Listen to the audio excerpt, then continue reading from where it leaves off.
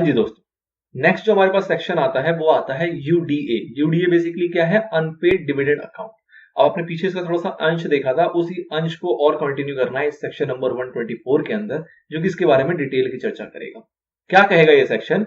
ये कहता है कि अगर कोई भी डिविडेंड ऐसा है जो किसी भी रीजन से अनपेड रह गया। अब अनपेड के रीजन बेसिकली क्या हो सकते हैं? तो एक एग्जांपल देता हूं आपको कि सपोज करो जो हमारे मेंबर है उसने कहा था कि भैया हमारे इस बैंकर को हमारी डिविडेंड की जो अमाउंट होगी वो आप क्रेडिट कर देना।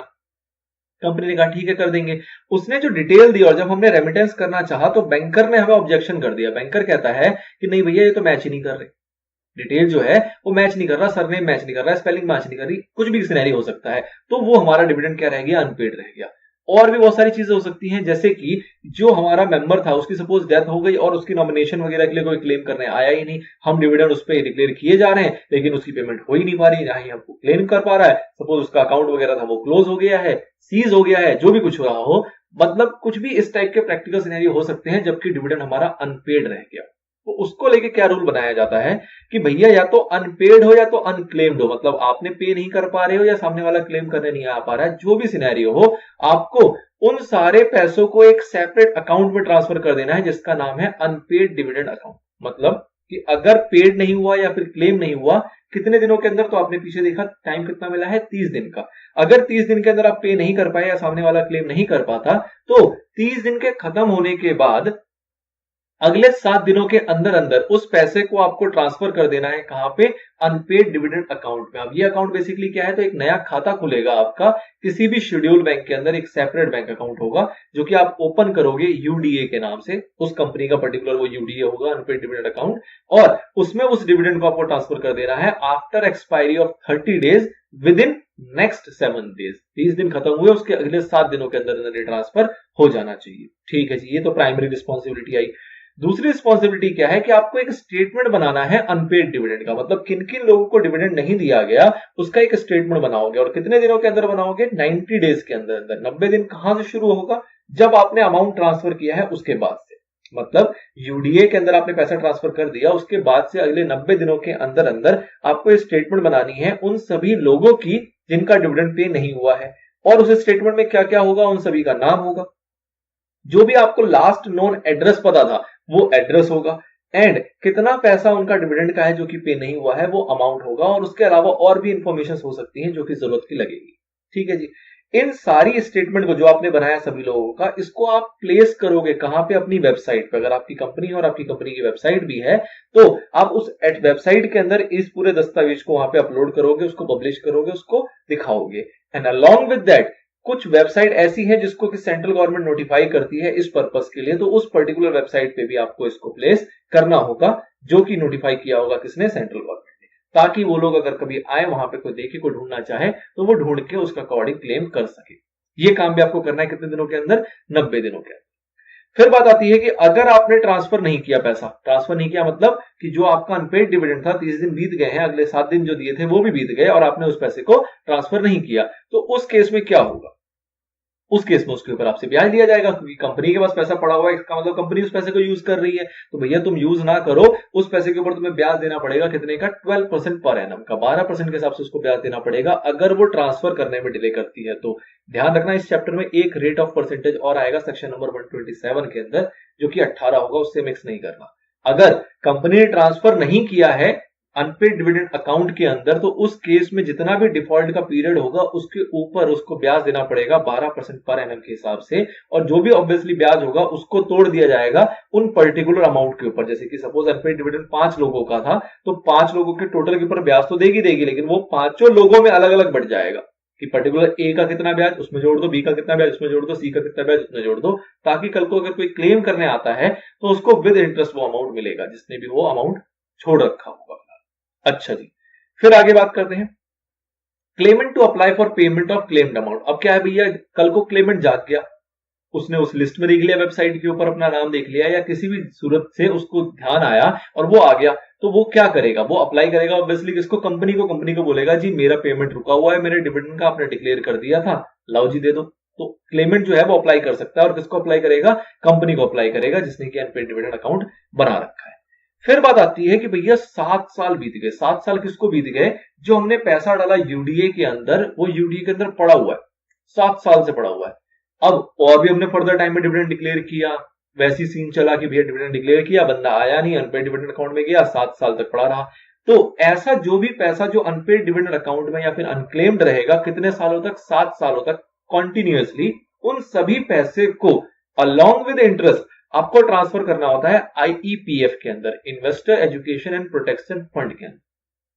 ठीक है, तो सेक्शन 124 कहता है क्या कि आपने जो पैसा रखा हुआ है, 30 दिन बीते, 7 दिन बीते, आपने ट्रांसफर कर दिया, उसके बाद जब 7 साल बीत जाएंगे तब तक अगर कोई क्लेम करने नहीं आया कंपनी के पास, तो उन सारी पैसों को अलॉन्ग विद जो भी उसका इंटरेस्ट होगा उसको ट्रांसफर कर दिया जाएगा कहां पे, investor education and protection fund के अंदर। ठीक है, और साथ ही में जब वो पैसा आप ट्रांसफर कर दोगे तो कंपनी एक स्टेटमेंट बनाएगी जिसके अंदर ऑब्वियसली पूरी डिटेल लिखी होगी कि किन किन लोगों का पैसा ट्रांसफर किया जा रहा है और क्या क्या उसके दस्तावेज होंगे, और उस स्टेटमेंट को वो भेजेगी किसको, आईईपीएफ अथॉरिटी को, मतलब गवर्नमेंट डिपार्टमेंट है बेसिकली, तो उस डिपार्टमेंट को, उस अथॉरिटी को वो स्टेटमेंट भेजा जाएगा जो भी आपको प्रिस्क्राइब फॉर्मेट बनाया जाएगा उसके अकॉर्डिंग, और इन रिटर्न क्या होगा, वो अथॉरिटी आपको एक रिसिप्ट काट के देगी कि हाँ जी आपने इतने लोगों के बिहाफ पे, इस स्टेटमेंट के बिहाफ पे इतना पैसा जमा किया है और ये आपका एक रिसिप्ट है। वो रिसिप्ट बेसिकली क्या होगा, उस कंपनी के लिए एक एविडेंस कि भैया हमने कोई कॉन्ट्रवेंशन नहीं किया, हमने इसका वेट किया और इस सभी पैसे को एज पर सेक्शन नंबर 124 हमने दे दिया किसको, आईईपीएफ अथॉरिटी। हमारे पास उसका एविडेंस है जो कि वो रिसिप्ट होगा जिसके अंदर वो सारी चीजें मेंशन की हुई होगी। उसके बाद बात करते हैं ट्रांसफर ऑफ शेयर्स टू आईईपीएफ। अब ये क्या है, अब देखो वो शेयर होल्डर जो कि अपना डिविडेंड लेने नहीं आ रहे तो उनका शेयर तो उन्हीं के नाम पे चल रहा है। अब अगर 7 साल तक लगातार कॉन्सिक्यूटिव ईयर्स, 7 ईयर्स तक अगर वो ऐसा रहा जिसका डिविडेंड क्लेम ही नहीं हुआ, तो ऑब्वियस ही बात है उस शेयर्स को उसके नाम पे रखने का भी कोई फायदा नहीं है, क्योंकि ये फिर तो प्रोसेस जिंदगी भर चलता रहेगा ना। हम 7 साल देख चुके और 7 साल तक किसी ने क्लेम किया नहीं, तो भैया उस शेयर का मालिक जो है वो सपोज करो मिस्टर एक्स है और मिस्टर एक्स 7 साल से डिविडेंड लेने नहीं आया, तो उसके शेयर को अगर हम और 7 साल रखेंगे या 10 साल या 50 साल रखेंगे तो डिविडेंड देते जाएंगे और वो प्रोसेस में घूम फिर के आईईपीएफ पे ही आना है। तो ये कहा जाता है कि वैसे वाले सारे शेयर जिनका डिविडेंड 7 सालों तक पे नहीं किया गया या वो अनक्लेम्ड रहा है, उन सारे शेयर्स को ही ट्रांसफर कर दो कहां पे, investor education and protection fund. तो उससे क्या होगा, जब कंपनी फ्यूचर में फिर डिविडेंड डिक्लेयर करेगी तो वो डायरेक्टली पे कर दिया जाएगा आईपीएफ के अंदर, तो ये प्रोसेस आपका नहीं होगा। तो इसलिए वो सारे शेयर जिनका डिविडेंड क्लेम ना किया गया हो या पे ना किया गया हो 7 कॉन्सिक्यूटिव ईयर्स तक, तो उन सारे शेयर्स को ट्रांसफर कर देना होता है कहां पे, कंपनी उसको ट्रांसफर कर देगी कहां पे, आईईपीएफ के अंदर, और उसके बाद ऑब्वियस सी बात है आगे चल के उस सारे शेयर्स के ऊपर जो डिविडेंड होगा वो ऑटोमेटिकली आईपीएफ के पास आ जाएगा। जब वो शेयर्स को ट्रांसफर करेगी तो इस शेयर्स के रिगार्डिंग जो भी डिटेल्स होती है कि किन किन के शेयर्स हैं, क्या उनके दस्तावेज है, क्या उनके आईडी वगैरह, क्या प्रूफ वगैरह है, वो सारी चीजें उनको दे दिया जाएगा। ओके, फिर बात आती है अगर ये जो 7 साल का हमारा कॉन्टिन्यूअस पीरियड है, सपोज करो कोई ऐसा था जो 4 साल तक इसने क्लेम नहीं किया, 5वें साल क्लेम करने आ गया, फिर 6 साल तक क्लेम नहीं किया, फिर 7वें साल क्लेम करने आ गया, ऐसे भी पर्सन हो सकते हैं। तो अगर कोई भी व्यक्ति ऐसा है जो बिल्कुल 7 सालों के बीच में कभी भी आया हो, एक बार भी आके क्लेम करके गया हो, तो वैसे व्यक्ति के शेयर्स को ट्रांसफर नहीं किया जाएगा। मतलब कि 7 कॉन्सिक्यूटिव कंटिन्यूअस ईयर्स होने चाहिए, बीच में अगर कोई 6 साल के गैप पे भी एक बार आ जाता है ना, तो उसके शेयर्स को आपको ट्रांसफर करने की जरूरत नहीं है, उसको आप आईपीएफ में ट्रांसफर नहीं करोगे। 7 लगातार होने चाहिए हमारे पास। फिर बात आती है कि भैया ऑनर के राइट क्या खत्म हो गए, एक बार जब शेयर्स को हमने आईपीएफ में ट्रांसफर कर दिया तो क्या ऑनर के राइट खत्म हो जाएंगे, तो बिल्कुल नहीं होंगे भैया। जो मालिक था सपोज 7 साल में नहीं आया तो क्या हो गया, वो 10 साल में आएगा, 12 साल में आएगा, कभी भी आ सकता है।